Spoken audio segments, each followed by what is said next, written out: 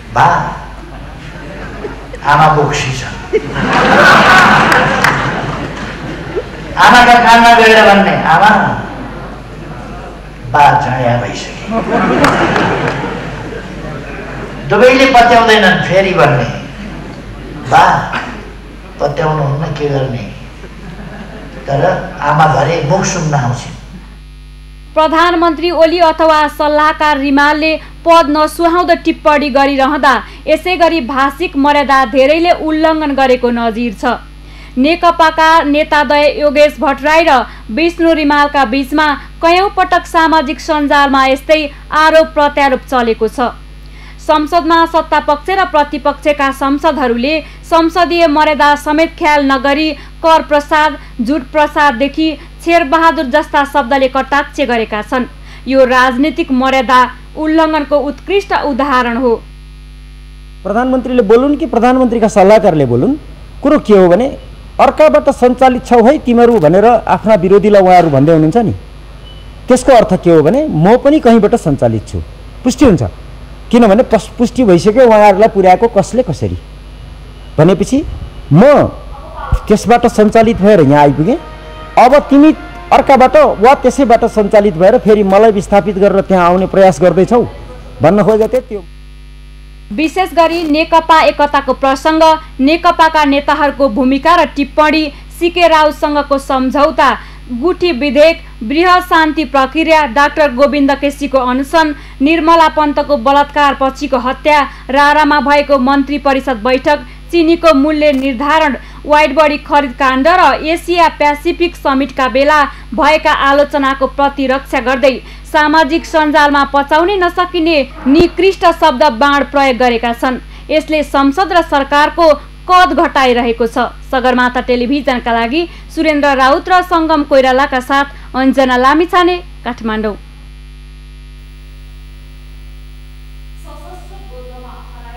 हरूको खोजी तथा सत्य तथ्य छानबिन गरी निरूपण गर्न गठित आयोगहरू बेकामी भएका छन्। आयोगका पदाधिकारीको कार्यकाल गत चैतमै सकिएपछि अहिले दुवै आयोग पदाधिकारी विहीन बनेका हुन्।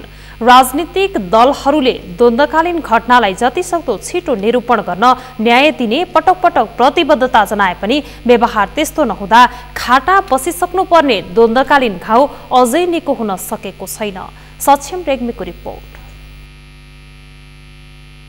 तत्कालीन माओवादी र राज्यपक्ष बीचको 10 वर्षे सशस्त्र युद्ध सम्झौतामा टुङ्गिएको झण्डै 13 वर्ष भएको छ। 2052 फागुन 1 गतेदेखि चलेको सशस्त्र युद्ध 2063 साल मङ्सिर 5 गते शान्ति सम्झौतामा परिणत भयो। द्वन्द्वकालमा पीडित भएका, बेपत्ता पारिएका तथा अमानवीय क्रियाकलापको छानबिन र खोजी गर्न भन्दै 6 महिनाभित्रै आयोग गठन गर्ने गरी शान्ति सम्झौता भयो। तर राजनीतिक दलहरूको त्यो सम्झौता हात्तीको देखाउने दाँतमा मात्र सीमित हुँदा पीडितहरू अझै पनि न्यायकै पर्खाइमै छन्।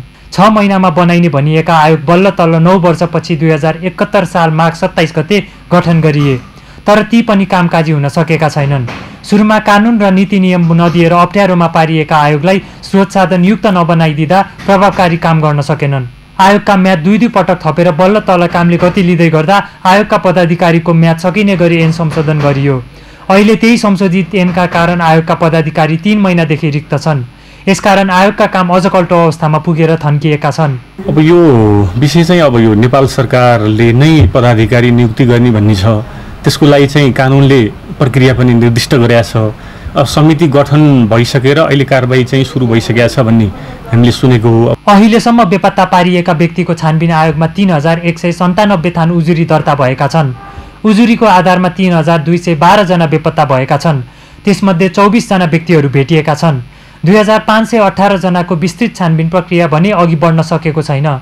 सत्य निरूपण तथा मेलमिलाप आयोगमा भने यो अवधिमा 62950 उजुरी परेका छन्। आयोग स्थापना भएदेखि गत चैत मसान्तसम्म दर्ता भएका उजुरीहरू द्वन्द्वकालीन समयमा मानव अधिकार उल्लङ्घनसँग सम्बन्धित छन्। आयोगमा पदाधिकारी नभए पनि अस्थायी प्रकृतिका कामलाई भने निरन्तरता दिइएको कर्मचारीहरू बताउँछन्। आयोगले अहिले अस्थायी उजुरी दर्ता गर्ने, दोहोरिएका उजुरीहरू मिलाउने, दर्ता भएका सबै उजुरीहरूको सुरक्षा प्रबन्ध गर्ने र त्यसलाई कम्प्युटरमा प्रविष्टीकरण गर्ने जस्ता कामहरू गरिरहेको छ। यो निवेदन दर्ता भएको मितिभन्दा पछाडि पनि अहिले कतिपय पीडितहरू चाहिँ नि हामी कहाँ आइरहनु भएको छ।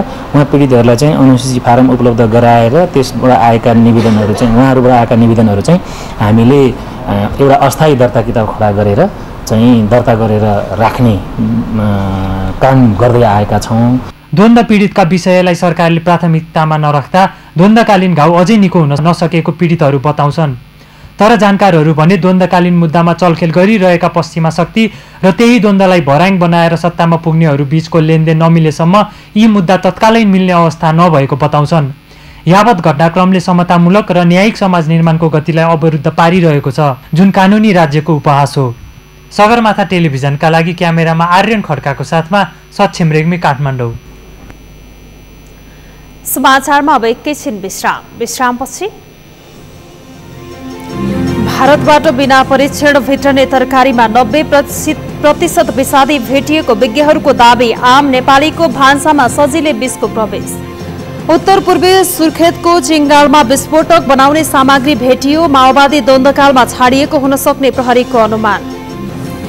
र दोलखामा भूमिहीन भूकम्प पीडितले राहत पाएनन्। 3 वर्ष गुज्रिँदा पनि राष्ट्रिय पुनर्निर्माण प्राधिकरणले वास्ता गरेन।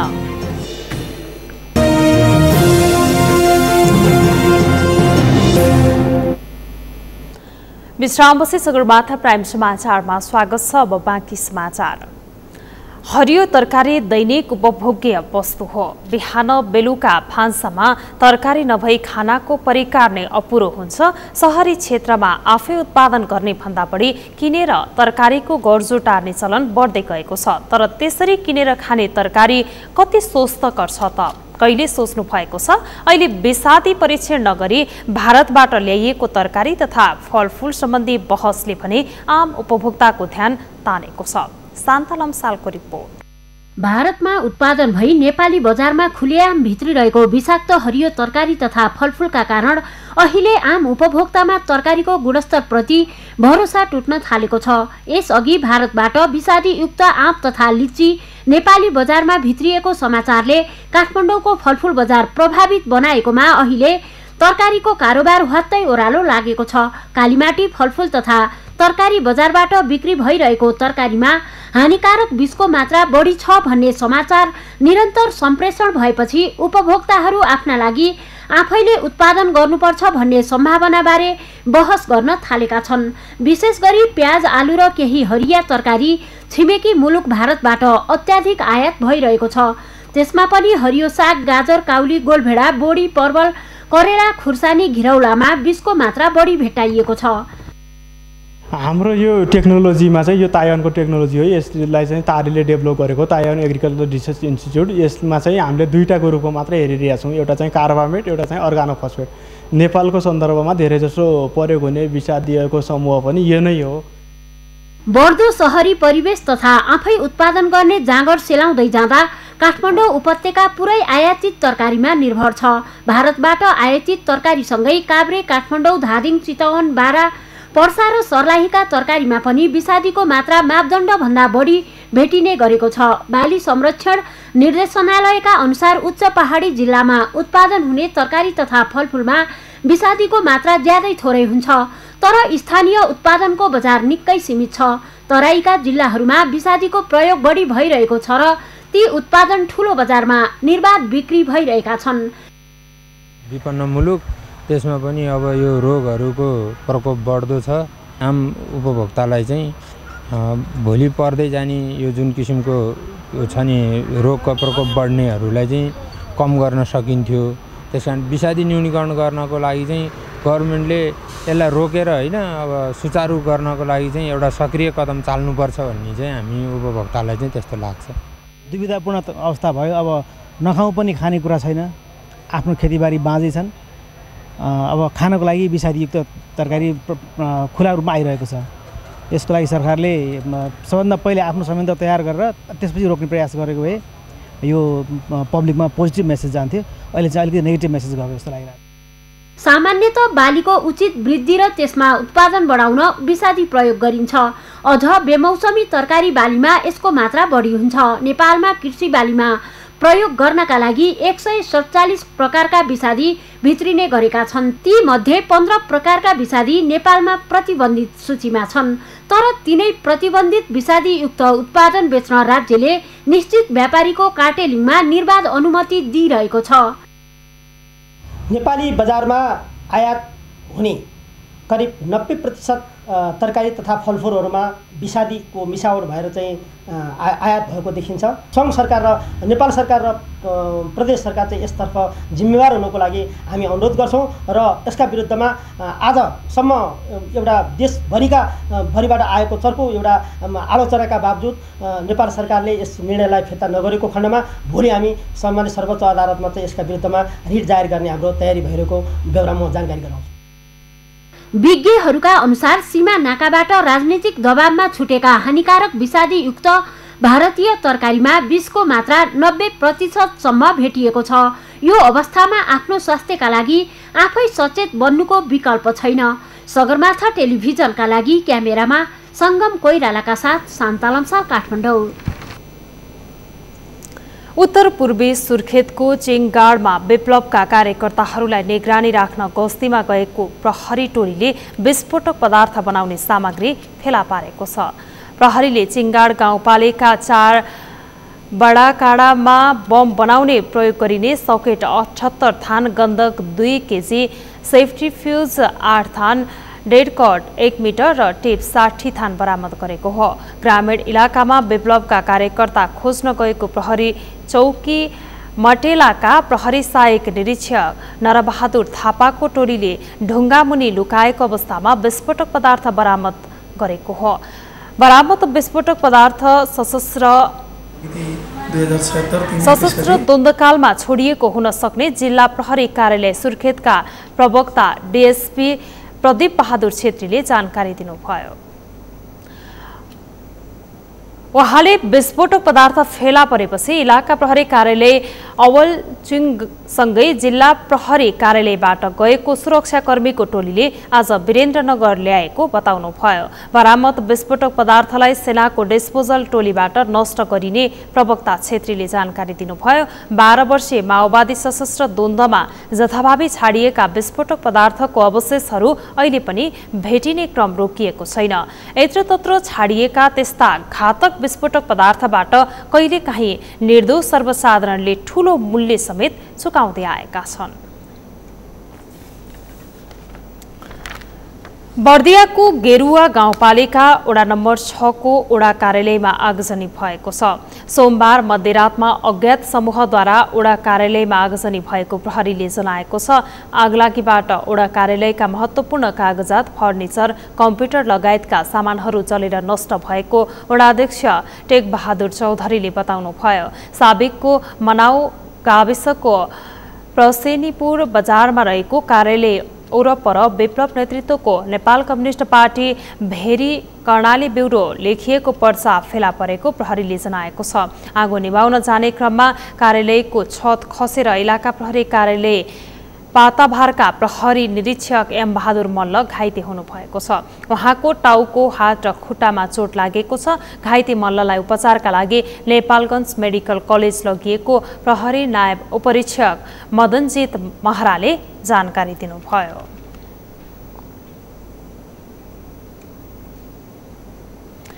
महानगरीय प्रहरी प्रभाव भैँसे पार्टीको हिरासतमा 3 जना थुनुवा फरार भएका छन्।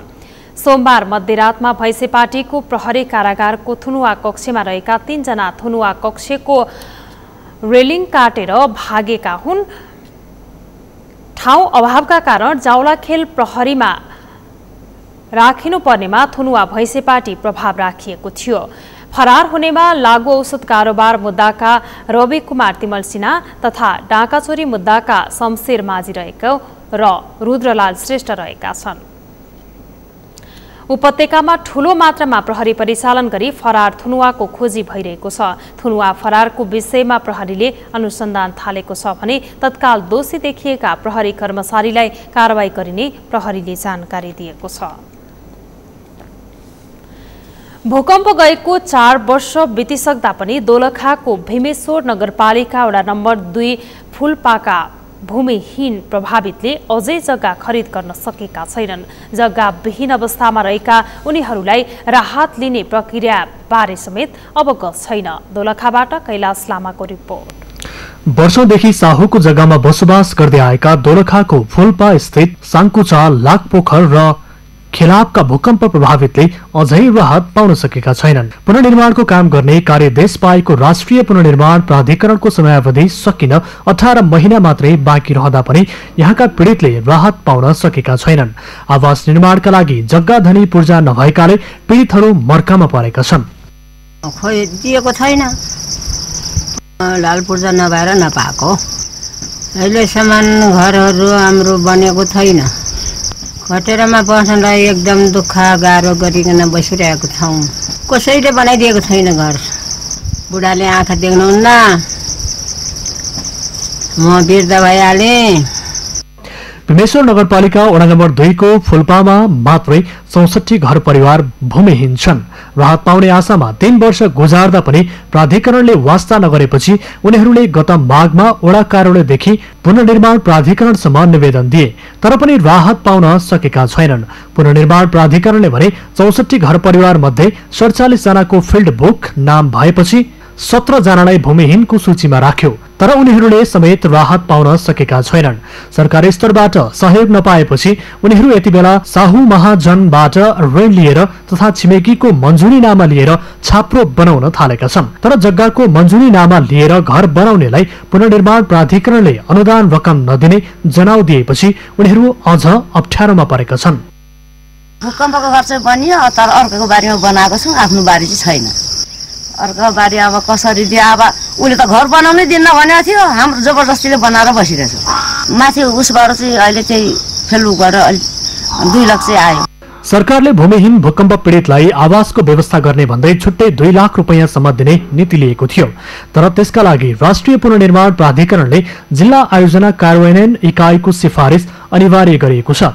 तर भूमिहीनले मन्जुरीनामा लिएर धमाधम घर बनाउन थालेपछि प्राधिकरणले उनीहरूको नाम केन्द्रमा पठाएको छैन। अहिले 2 लाख रुपियाँ पाउने भूमिहीनको केसको कुरा गर्दाखेरि जो व्यक्तिहरू अहिलेसम्म आफ्नो जग्गाको लालपूजा नभएर उसले घर बनाउन सकेका छैन र टरामै बसेका छ भने त्यो व्यक्तिलाई मात्रै भूमिहीन हुनु भन्ने मान्यता एनआरएलले राखेको छ। तर यदि सामाजिक हिसाबले कसैले मन्जुरीनामा दिएर मेरो जग्गामा घर बनाएर बस भनेर लिखित रूपमा दिएर उसले घर बनाएर बसेको छ भने त्यसलाई भूमिहीनको क्याटेगोरीमा एनआरएलले राखेको छ। आफ्ना क्षेत्रका नागरिक राहत पाउनबाट वञ्चित हुने अवस्था आएपछि स्थानीय जनप्रतिनिधिहरूले आवास व्यवस्थापनका लागि पहल थालेका छन्। यसका लागि भीमेश्वरको 2 नम्बर वडा कार्यालयले अग्रसरता लिएको छ। भूमिहीनको लागि जुन 2 लाख रुपियाँ दिने जुन राज्यले निर्णय गरेको छ, त्यो निर्णय कार्यान्वयन भएको खण्डमा उहाँहरूलाई हामीले फेरि पुनः प्रक्रिया गर्नुपर्ने भने प्रक्रियागत रूपमा अगाडि बढाएर उहाँहरूलाई जग्गा खरिदको प्रक्रियामा अगाडि बढाउन हामी तत्पर छौँ। हामीले सम्पूर्ण प्रक्रिया चाहिँ पुरा गरेर माथिल्लो निकायमा पठाइसकेको हुनाले माथिल्लो निकायबाट यसको चाहिँ चाँडोभन्दा चाँडो भूमिहीनहरूलाई भूमि उपलब्ध गराउनको लागि पहल गर्नको लागि अनुरोध पनि गर्दछौँ। सरकारले जमिन खरिदका लागि दिने भनिएको 2 लाख रुपैयाँ स्याङ्कुच्चाका भूकम्प पीडितले नपाउने हो भने उनीहरूको घर जग्गा भविष्यमा कुनै पनि बेला खोसिने अवस्थामा पुग्नेछ। यसर्थ भूमिहीनको समस्या समाधानका लागि भए पनि प्राधिकरणले लचकता अपनाउन जरुरी छ। सगरमाथा टेलिभिजनका लागि दोलखाबाट कैलाश लामाको रिपोर्ट। माध्यमिक शिक्षा परीक्षा उत्तीर्ण विद्यार्थीका लागि सर्वाधिक सोधिने प्रश्न हो, अब के पढ्ने? यही प्रश्नको उत्तरले भौतारिएका विद्यार्थीका लागि अहिले सजिलो जवाफ बनेको छ प्राविधिक शिक्षा। हुन पनि गरिखाने शिक्षाका रूपमा व्याख्या गरिने प्राविधिक शिक्षा अध्ययन गर्ने विद्यार्थी चाँडै रोजगार बन्ने गरेका छन्। रूपेश कुमार यादवको रिपोर्ट। गरिखाने शिक्षाका रूपमा लिइने प्राविधिक शिक्षा अध्ययन गर्न विद्यार्थीको आकर्षण बढ्दो छ। पहिले धेरै अङ्क ल्याएपछि मात्र विज्ञान लगायतका प्राविधिक विषय पढ्नुपर्छ भन्ने मान्यता राख्नेहरू अहिले चाँडै रोजगार बन्नलाई पनि प्राविधिक शिक्षातर्फ अघि बढ्नुपर्छ भन्ने लक्ष्यका साथ यसतर्फ आकर्षित बन्दै गएका छन्। पछि गएर हामीले कोहीमा डिपेन्ड हुनु पर्दैन नि त हैन, हामी आफै बिजनेस गरेर बस्न सक्छौँ। प्राइभेट जबहरू पनि छिटो पाइहाल्छ, प्राइभेट होस् या अब गभर्नमेन्ट हस्पिटलतिर पनि खोलिरहेको हुन्छ नि त। धेरै नै छ के चोइसहरू योबाट चाहिँ राम्रै छ, जे होस् मार्केटिङ छ हैन, त्यही भएर अब सिक्यो भने आफू दक्ष भयो भने काम त स्योर नै पाइन्छ जस्तो लागिरहेको छ। प्राविधिक शिक्षा भन्ने बित्तिकै चाहिँ एकदम इम्पोर्टेन्ट छ कि अहिले हाल नेपालमा चाहिँ होइन, जुनसुकै क्षेत्रमा पनि यो शिक्षालाई चाहिँ एकदम मान्यता लिइरहेको छ। अनि अब भोलि गएर हामीले अब अरूमा डिपेन्ड हुनु पर्दैन होइन, अलिकति केही लगानीमा नै आफूले पनि खोल्न सकिन्छ नि त। प्राविधिक शिक्षा तथा व्यावसायिक तालिम परिषद CTEVT-बाट मान्यता लिएका सरकारी तथा निजी शिक्षालयहरूबाट छोटो अवधि सहितका प्राविधिक शिक्षा प्रदान हुँदै आएको छ। तुलनात्मक रूपमा प्राविधिक शिक्षा अध्ययन महँगो भए पनि व्यावहारिक र चाँडै रोजगारीमा जान सक्ने भएकाले शिक्षालयहरूमा विद्यार्थीको चाप बढ्ने गरेको छ। तपाईँ पहिला आफ्नो लाइफ अर्न गर्न केही तपाईँसँग सिप चाहियो, त्यो सिप चाहिँ यो प्राविधिक शिक्षाले नै दिन्छ र यो छोटो समयको सिपले उसलाई चाहिँ गरी खाने बनाउँछ, बोली खाने होइन। हाम्रो चाहिँ मेन टार्गेट चाहिँ यो गरी खाने मान्छेहरूले सिप सिक्नुपर्छ। हामी कहाँ प्राविधिक शिक्षा अहिले जे जति रूपमा सञ्चालन भइरहेछ त्यो अत्यन्त अपर्याप्त छ। त्यस हुनाले ठुलो सङ्ख्यामा यस्ता प्राविधिक शिक्षाहरू देशभर कुना काप्चेसम्म खोलेर हाम्रा युवकहरूलाई सिकाउनु पर्छ। नेपालमा 2037 सालबाट सुरु भएको प्राविधिक शिक्षा विस्तारको क्रम जारी छ। CTEVT-बाट सम्बन्धन लिएका 45 आङ्गिक शिक्षालय, 5 साझेदारीबाट चलेका शिक्षालय र 397 सामुदायिक विद्यालय छन्। त्यस्तै 429 लामो अवधिको कार्यक्रम सञ्चालन गर्न र 1081 संस्थाले छोटो अवधिको प्राविधिक तालिम चलाउन सम्बन्धन लिएका छन्। TSLC र डिप्लोमा उत्तीर्ण गर्ने विद्यार्थीको संख्या प्रत्येक वर्ष 62,000 बढी हुने गरेको छ। हामीलाई देशलाई चाहिने मार्केट इन्डस्ट्रीले जुन डिमान्ड गरेको human resource, technical human resource कसले दिन्छ भन्दा CTEVT-बाट तालिम प्राप्त भएका प्राविधिकहरू तिनीहरूको डिमान्ड अनुसारको म्याच हुने भयो। 7वटै प्रदेश कार्यालयबाट गर्दाखेरि हामीले लगभग 42,000जनालाई तालिम दिने छोटो अवधिको भनेका छौँ। विभिन्न डोनर एजेन्सीको तालिमहरू छ। त्यो हिसाबले चाहिँ धेरै नम्बर्सहरू चाहिँ यो सर्ट कोर्सकोबाट पनि उत्पादन हुन्छ।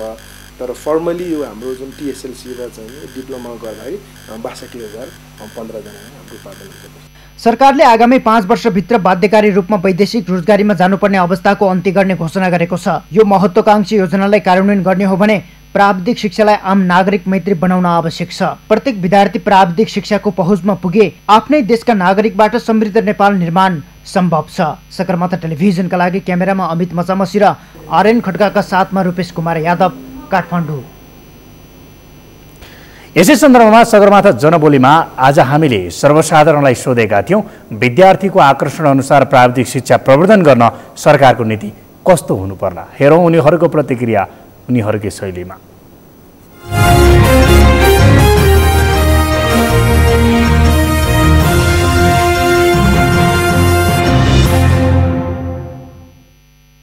सरकारले ठाउँ-ठाउँमा हो आवश्यकता अनुसार चाहिँ त्यस्ता प्राविधिक शिक्षालयहरू खोल्नु पर्यो, जहाँ गरिबका छोराछोरी निमुखा गरिबका छोराछोरीलाई निःशुल्क पढ्ने व्यवस्था गर्नु पर्यो होइन।